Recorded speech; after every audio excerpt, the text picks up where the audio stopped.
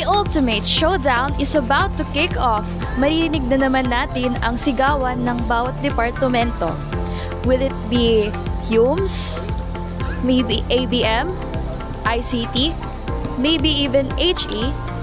Join creative team as we eye on which department will dominate this school's sports highlight event, Intramurals 2025. While we wait, alamin muna natin ang thoughts ng ating mga fellow Vicentians. Kung sino ba talaga sa tingin nila ang magdo-dominate this intrams. Ano, tara, G? Hello po, I'm Dana Kane Almasan, the creative team writer. May I know your name, section strand? I'm Angela Maria Saino po and I'm from grade 11 Pisces po, STEM po. Ano, ang tanong pa is, anong sports ang inaabangan mong mapanood ngayong taon? Volleyball po. Why po? Talagang ano lang po, maganda na po kasi manood ng volleyball. Sige po, thank you po. My name is JC Chicanlas from Central Pluto. Okay po. What inspire you to play your sports? Siyempre, especially yung family ko. Kasi sila yung sumusuporta. Tapos yung team ko sa school, SPCC, tsaka yung mga kaklase ko. And sa school mismo, yun. How do you balance your academic life and sports? By time management. Noon ako yung sports, siyempre, training sa umaga. Then follow up ko yung yung academic life ko as a student dito sa school. But nababalance ko naman siya ng well. Okay, thank you po. May I know your name, section and strand? Ako si Dave Daniel Sitsi Grabino mula sa Mahogany 12 ICT. Okay. How do you balance your academic life and sports? Nababalance ko siya by sa nag-set ako ng oras para sa pag-aaral tsaka sa mga laro ko. Sport is not just about winning but about friendship. Do you agree and why? Yes, kasi pag naglalaro kasi ako, marami ako nakikilalang mga kaibigan, mga kalaro. So, nakakausap ko sila tapos pwede ko din sila makalaro next time.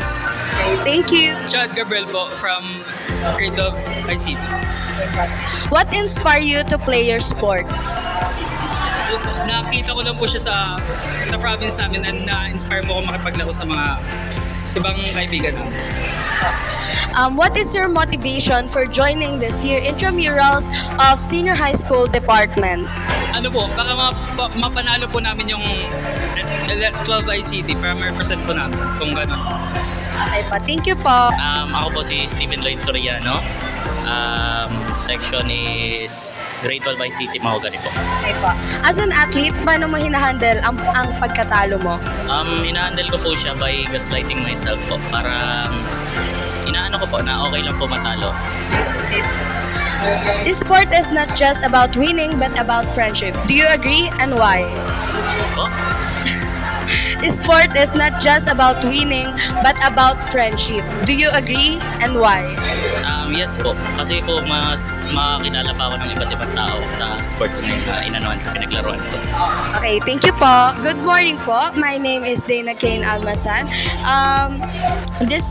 May I know your name, section and strand? Ako po si Aljomar Bas po from grade 11 Humes Rojas po. Okay po. As a fresh grade 11 student, what are you looking forward for this year's Intramurals Week?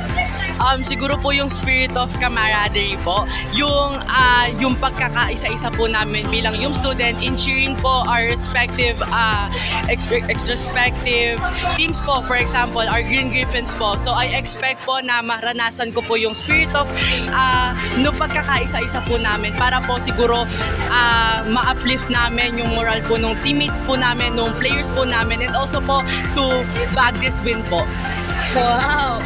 Paano mo sinusuportahan ng mga kaibigan mong naglalaro ngayong intram? First of all, dyan yung moral support na po, yung sinasabihan ko po sila that they can do it, na kaya po nila yan. Being there na nagsusupport po sa sidelines, na nakikihiyaw, na sumisigaw po ng yung strand namin. Syempre, isa po yun. And also po, support na rin po siguro through, for example, wala po kasing jersey, ganun po, or kailangan po ng sapatos, kailangan po ng ganito, ganyan. Nakikitulong po ako by contributing po sa mga kailangan po nila. And thank you po. My name is Maxine Jane Di Mayaw, tsaka from po ako, 12 Bonifacio. Yumes po. For you, ano ang pinakamahalagang bagay na dapat matutunan ng mga athletes sa paglalaro ng sports? For me po, kailangan po nila magkaroon ng teamwork tsaka good and proper communication para po ma-execute nila na maayos yung gagawin nila sa laro. Yun lang po. Ako si Kevin Balag sa Bonifacio. Yumes. As an athlete, paano mo hinahandle ang pagkatalo? Ang ginagawa ko pag natatalo kami, training lang, training ng training. Sabay dasal din. Sabay laro, yun lang. At iyan ang mga naging kaganapan ngayong Intramurals 2025. Mula sa mga matitinding laban sa court hanggang sa mga sigawan at hiyawan ng bawat departamento, talagang ramdam natin ang init ng kompetisyon at ang lakas ng school spirit. Hindi lang championship titles ang nakataya, kundi ang pagkakaisa, disiplina, at ang diwa ng tunay na sportsmanship. Bawat puntos, bawat sigaw ng suporta, at bawat dumanak na pawis, kabahagi kayo sa naging panalong ito. Muli, kami si Dana Kane Almazan At ako naman si Janelle Gole, nag-uulat para sa Intramurals 2025.